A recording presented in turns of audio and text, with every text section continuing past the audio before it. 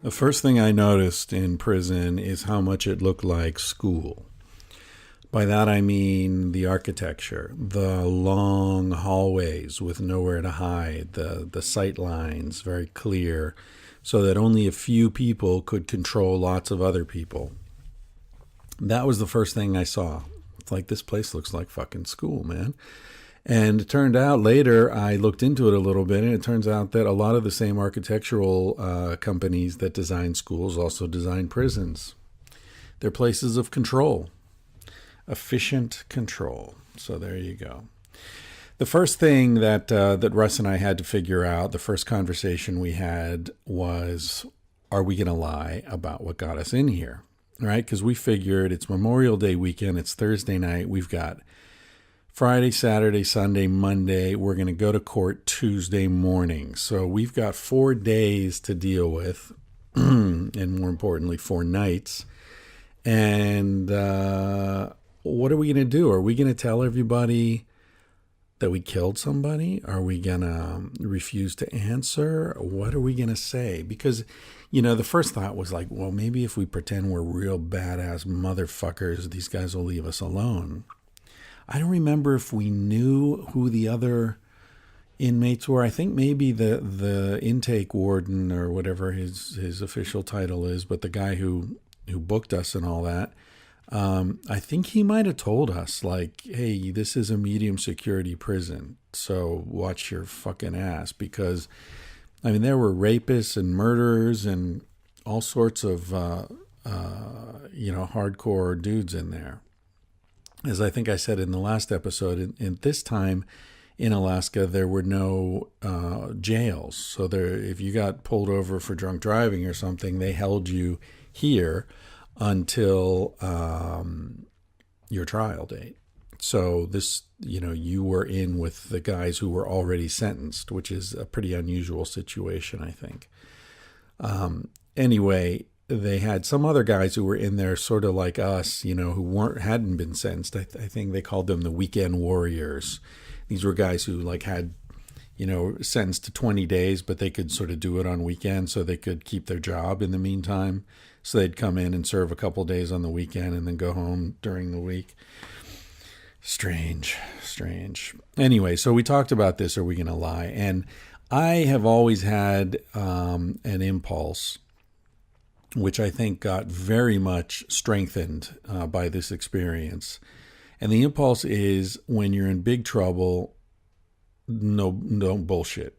Be honest, tell the truth, and rely on the world to send someone who's going to help you. Because if you're lying, anyone who might help you is going to just let you take the fall. Because I think sincerity is what brings out people's protective impulses. And remember, we're 2 19-year-old white boys wearing shorts with no underwear in prison.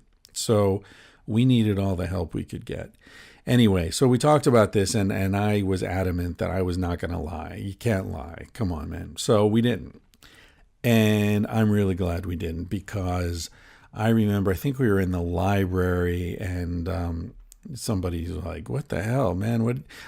First of all, I should try to keep this in more or less chronological order. I remember walking from the intake area, and they didn't give us prison clothes, at least not initially, because I remember walking down this long hallway where there were cells, and all these dudes were in the cells, and they're walking us down, I think probably to the gym, or maybe to give us clothes. I don't know what it was, but I remember we were walking down this long hallway, and everybody was laughing, and, hey, look at these two. What happened to you guys? You guys got arrested on the beach?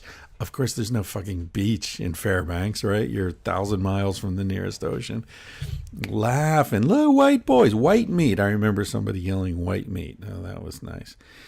Anyway, I think they must have given us prison garb, because we had boots with laces and stuff, and you can't have that in prison. So I guess that was walking from the intake area down to where they gave us orange jumpsuits and shit to wear. But I remember being in the library at some point that weekend, and some guys asking, what we were in for. And when I told them the truth, a fucking Snickers bar, they laughed so hard. Everybody was crying. They were laughing so hard. And I remember this one big black dude, exactly the kind of guy that I was terrified was going to be raping me in prison, put his arm around my shoulders and like hugged me and said, "Don't you worry, little man. We're going to take care of you. You're going to be just fine." And he meant it. He wasn't fucking with me. And now this is the thing. What happened in prison was the opposite in almost every respect of what I thought was going to happen. I was afraid. I thought I would be a victim. In fact, what happened was that I found kind people in there. By the way, there aren't many black people in Alaska, but probably half the people in that prison were black.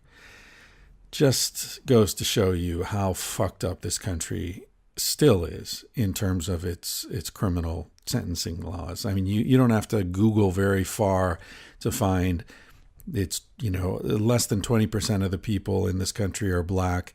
Less than 20% of the people who use drugs are black, but more than 50% of the people who are in prison for using drugs are black. So what the hell's going on? It's that the laws are racist. The country is racist, structurally racist. There's no getting around that. The people are going to prison for 10 or 20 times the amount of time for doing the same amount of crack versus powder cocaine. I mean, what's the fucking difference? The difference is that black people use crack, white people use powder. That's the difference. There's no chemical difference. So anyway, I don't want to get off on a rant about that, but you can see pretty quickly how the prison population skews black in a way that the general population doesn't. But those guys were just as cool as anyone. There was none of this. I mean, maybe because we were only there a few days, but and maybe because it's a much smaller facility, and maybe because it was Alaska, but it wasn't this kind of scene like, the skinheads and, everybody segregated and all that. I remember it being pretty mixed up in terms of racial groupings. Now, here's another thing that was very surprising. Alaska is rolling in money from oil because they've got all this oil on the North Shore, and I don't know if it's still like this, but in the 80s when we were there, if some states have income tax, state income tax, some states don't, like Washington State has no state income tax.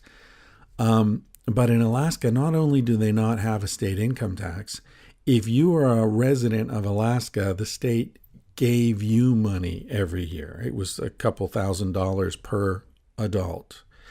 So you get paid just to live there, essentially, because they're sharing out some of this oil money. Now, the other thing, because there's all this money there, the prisons were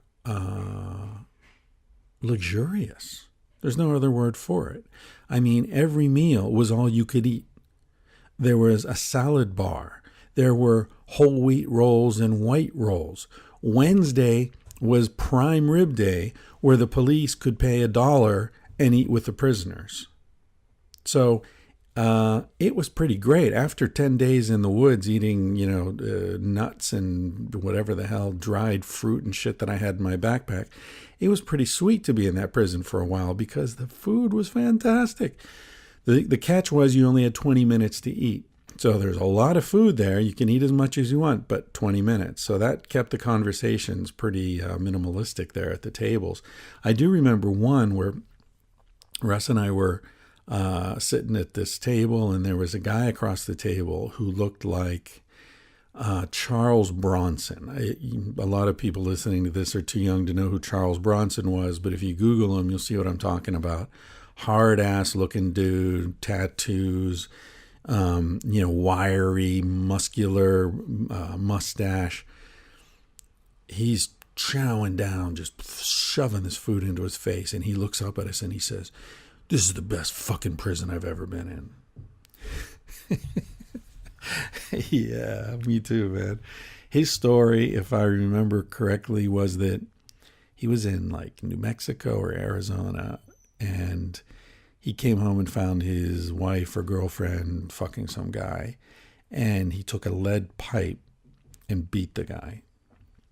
And he didn't know at that point if he'd killed him, but he beat him so bad, and then he got in his car and started driving to Alaska because he knew he was going to get picked up, and he had heard that the prisons in Alaska were great.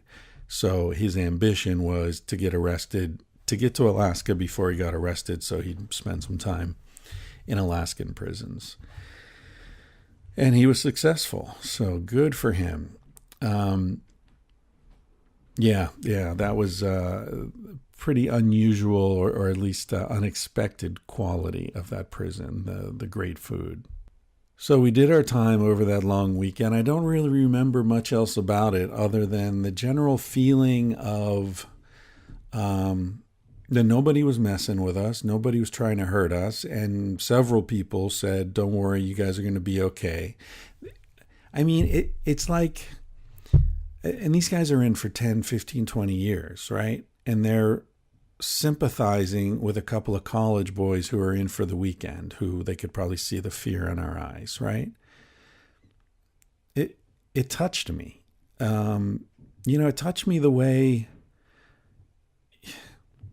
it's like you're walking through the oncology ward of the hospital, and you trip and bang your knee on the floor, and there's someone there who's in their last weeks of life who says, hey, are you okay? And they try to help you up. That was the feeling of it. Is like, how do you, in your situation, which is so fucked, find the compassion and the generosity of spirit to worry about me in my very, very minor problems compared to yours? It was very touching, and it sort of exemplifies something that I learned over the course of that whole first trip to Alaska that year, that changed the course of my life. And, I wouldn't say I had an epiphany in prison or I had an epiphany any particular day, but I did. Over the course of the summer, at some point, I had an insight where I looked at myself, and here I am. I'm a guy who was like, won the award for the best student in my little liberal arts college. I was hanging out with professors. They all thought I was brilliant. I, went to Alaska with 20 books in my backpack, Oscar Wilde and D.H. Lawrence and Joseph Conrad and Herman Melville and Walt Whitman and all this shit. Great books, by the way. I'm not poo-pooing the books at all, but what kind of person was I? I was arrogant. I was pedantic. I was inflated. And what happened over the course of that summer is that I met people who were so smart, but had no idea who D.H. Lawrence was or Oscar Wilde, and had no interest. But these were people who picked me up hitchhiking and took me home to their house and let me sleep on their sofa for a couple of days and trusted me around their kids and their wife and fed me and, let me use their shower and all that because they sympathized with some guy who's hitchhiking and they thought it was cool and they wanted to support me. And then they, went out of their way to drive me an hour out to the highway again and wish me luck and pack me some sandwiches to take with me. These are people whose names I don't remember. I don't even remember their faces, but I remember their spirit. I remember that they gave a shit and they helped me. And when I thought about those people who had good families, good relationships, their kids loved them, they had cool dogs, they'd built their own houses, they knew how to fix their car. These people, if they had stumbled into my world back at Hobart, and my friends, my fancy PhD professor genius friends, they would have been shunned. They would have been laughed at. Ignorant. Right? My friends, with their fucked up, miserable, sad lives, their lonely, arrogant lives, spent sitting alone listening to Mahler or reading books that they loved. And those were real loves, but their relationships were complicated and fucked up and twisted, and they weren't happy people. And they would have scoffed at these other people. And that's the same feeling I got in prison. Like, wow, I'm the lucky one, and they're helping me. So who's superior here, really? And more importantly, as a 19-year-old kid, what life do I want to have? Now, I'm not saying I want to have a life in prison. I don't want to be a prisoner. I don't want to kill somebody and do 20 years for it. But what kind of person do I want to be? And this is a really important thing that happened to me that summer, because I look back at my friends in college. I looked at the course I was on. I was supposed to be going to Oxford. I mean, I remember talking about that in prison. I remember, sitting there and somebody saying, so what are you doing and what's going on? And I'm like, yeah, I'm in college. I'm going to be going to Oxford and do my PhD there. And I can remember the look in this guy's face, like he didn't know what Oxford was, right? He probably didn't, I don't know if he knew what a PhD was, but I remember him sort of nodding like, okay, that's cool, man. That's your trip, whatever. And I could hear in my voice that I was separating myself. The subtext of what I was saying to that guy is, I'm not like you. I'm better than you. My life's going somewhere. You're stuck here. That's what I was saying to this dude who was trying to make me comfortable, who was trying to protect me and make me feel a little bit safer because he knew I was afraid. And I thank God I was just aware enough to hear my voice and hear what a dick I was. And that I was on the road to becoming even worse. And that was a turning point in my life. It really was, because that's when I said, I'm not going to Oxford. I'm not going to get a PhD. I'm not going to do any of this shit until I'm 30. I was 19, maybe 20 at this time. No, it's 83, so I was 21 actually. I just turned 21 that spring, so I was 21 years old, and I said, this is it. This is my plan. I'm not going to go to graduate school until I'm 30. I'm not going to commit to anything. I'm not going to get married. I'm not going to have a career. I'm not going to choose any path, any definite path until I'm 30. And from now until I'm 30, I'm just going to float around the world and explore. I remember there was an image from, I think it was a Robert Frost essay where he talks about thinking and experiencing as like, for him, it was like walking through a field and some burrs would stick to his pants and his socks. And those were the things that's opening yourself to experience. You go through life and just see what sticks to you, see what comes your way, just float and see what currents pick you up and pull you in which directions. So I decided that's what I was going to do with my life. Now, I'm not saying, that happened in prison. I'm saying it happened in this summer, that magical, crazy, pivotal summer in my life. So anyway, Tuesday finally came around, and we went to court. Now, court was very interesting. Of course, we got the handcuffs again, back in the back seat of a police car, take us to court. There are a bunch of other guys, in cuffs in front of us. They, it's sort of a, factory kind of thing. Okay, who's next? And then so we go up, and now learned a lot of interesting things. I remember it was Magistrate Hessen was the guy's name. And he was like an old man kind of. And he looked at us and he could see right away, like, hey, these are white kids. These are, college kids up here. He knew what we were. He'd seen it before, I'm sure. Now, the first thing that was interesting is the assistant DA was a young woman, probably one of her first cases. She was sort of nervous. You could hear in her voice.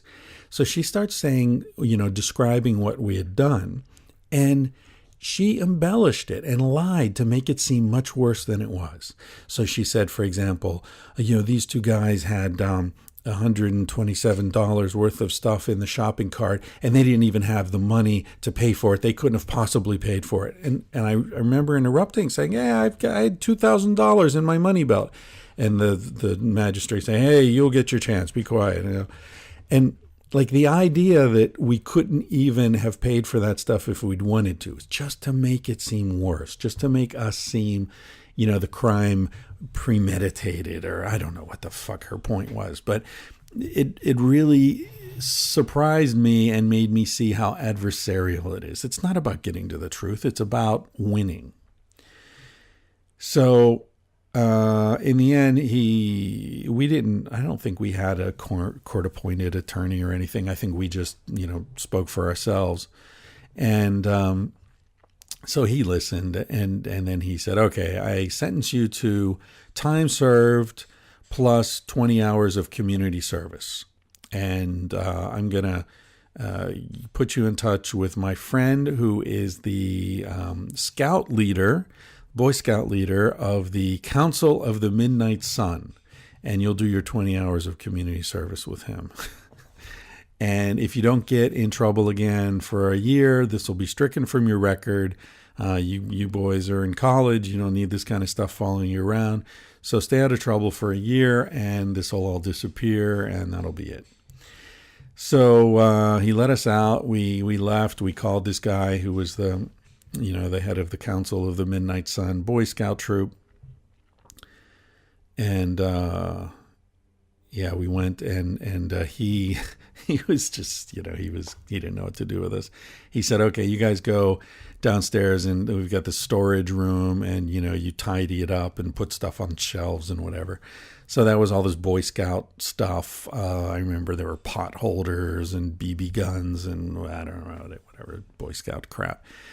And I had been kicked out of Boy Scouts as a kid. I don't remember why, but I was a Cub Scout. That seemed to go well. I don't think I even made it to Boy Scouts. I think I was a Weeblo. Strange name for the intermediate stage of scouting. But anyway, I was briefly a Weeblo, or maybe that makes me an Eyeblow. I'm not sure. But anyway, that didn't last long.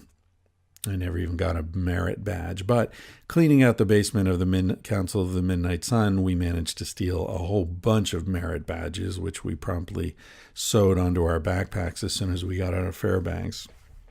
So there was that.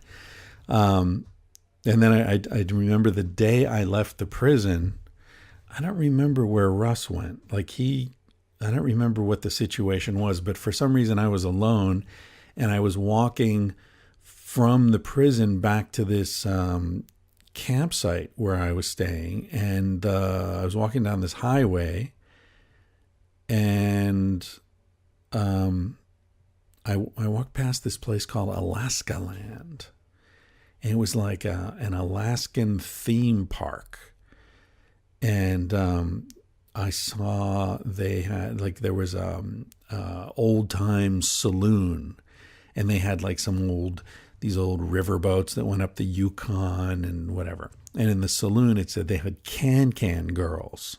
So I really wanted a beer. They didn't have any beer in prison. So I went to this bar and walked into the bar to get a beer. And there was a guy sitting at the bar, nobody else in the place. He was sitting there alone. And he looked up and said hi. And I said hello. And he was reading Alaskan poetry, which I thought was interesting. I didn't know there was Alaskan poetry. Anyway, he and I started chatting. His name was John, and John and I are still friends today. I'm very happy to say he's a wonderful guy, and I won't say anything more about him because maybe his kids will hear this at some point. And I think he wants to keep his reputation somewhat clean. I was thinking last night about why I did this trip and what motivated me to take off and take all these risks and put myself in this situation. And I remember there was a line or a passage from Henry David Thoreau, his book Walden, which was one of my favorite books. In fact, I still have my dad's copy that he read in college, and it's a treasured book in my library. Anyway, he said, when people asked him why he went to live in the woods, Walden is about, if you haven't read it, it's this guy in the 1840s, I think, 30s maybe, Henry David Thoreau, who decides to go build himself a little cabin in the woods and live there by himself for a year and just sort of explore himself, explore life, try to figure out what's going on before he gets too old, right? And so he can still use these lessons.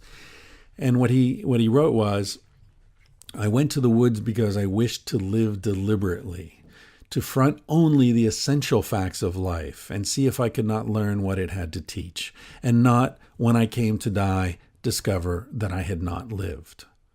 I did not wish to live what was not life. Living is so dear.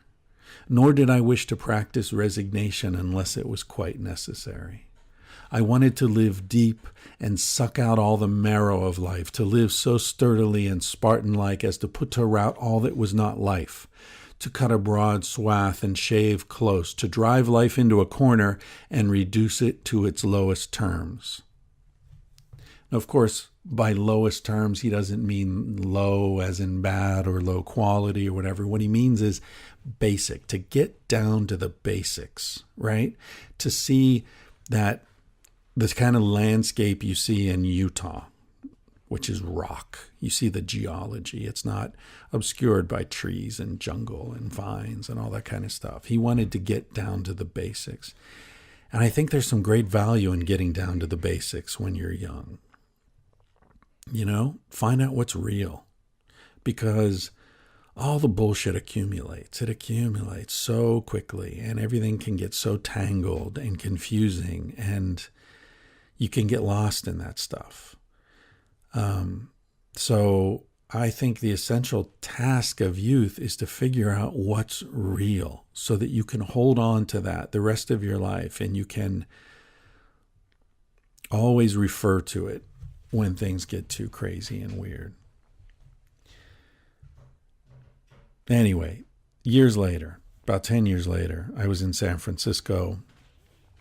Life had taken me all over the world, all sorts of strange adventures, and I was back in San Francisco, and I was reading a Playboy magazine, and there was a section in these magazines that's like news updates or something, and there was a little news snippet that said a recent survey of prisoners in the, I think it said in the federal system, had ranked the nation's prisons, and the number one prison in the United States was my alma mater, Fairbanks Correctional Center. So that made me proud. I did my time in the best possible prison. And this is a recurring theme you're going to hear in these stories as I go through them. I do something stupid, I fuck up completely, and I end up having an experience that I was terrified of in the best possible way. And so I don't deserve any of this, but I do feel like I must have some sort of guardian spirit who's got a great sense of humor, because he or she doesn't get me out of trouble. It lets me get into trouble, but then experience the trouble in a way that in the end doesn't really hurt me at all. So that's even more fortunate than avoiding the trouble in the first place, as far as I'm concerned. Anyway, that was a long time ago, right? That was 84. So what's that? 30 years ago. I've never forgotten it, obviously, and I still somewhere have my arrest paper. I've saved it for years because people wouldn't believe me when I told the story. So I pull out this arrest paper, and it's got the Snickers bar right on there. But I hadn't really thought about it much. When they ask at the airport and stuff if I've ever been convicted of a crime, of course I said no. And even if they ask if I've ever been arrested, I say no. Because, it all went away. I didn't get in trouble again for a year. So then last summer, I was going to Vancouver, and because I wanted to spend 6 months in Canada, I stopped at the border and applied for a visa, even though I didn't really have to as an American. But I went in and said, look, I want to stay here 6 months and be able to come and go. And they said, okay, and, fill this out and whatever. And then the guy called me up to the desk, and he said, we got a problem. I said, what's the problem? He said, you lied on your application here. I said, well, no, I didn't lie. He said, well, is there something you want to tell me about 1983? I said, I don't know, 1983, what? Fairbanks? Are you kidding? That's on my record? I said, I told him the story at Snickers bar, the shoplifting thing, but it was white from my record. He said, well, no, it wasn't white from your record. It's still on there. It's on your FBI record, which is what's shared with Canadian immigration.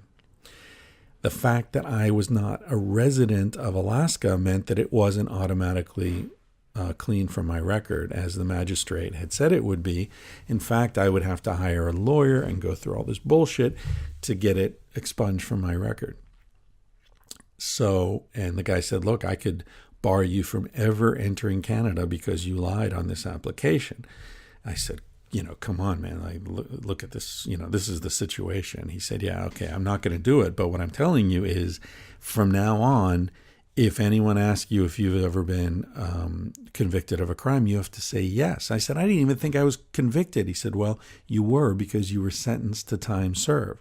So he convicted you, but basically let you off, but with a conviction. And he said, you have to be very careful now because you've got one conviction on your record. So the whole 3 strikes thing, I've already got a strike. Fuck that cop, man. Short cops. Anyway, that's the story of prison. Next time, I'll talk about arriving in Kenai and my one and only tequila experience in my entire life that happened that summer in Kenai, Alaska, while waiting for the salmon. Thanks for listening. Talk to you soon. Talk to you soon. Talk to you soon.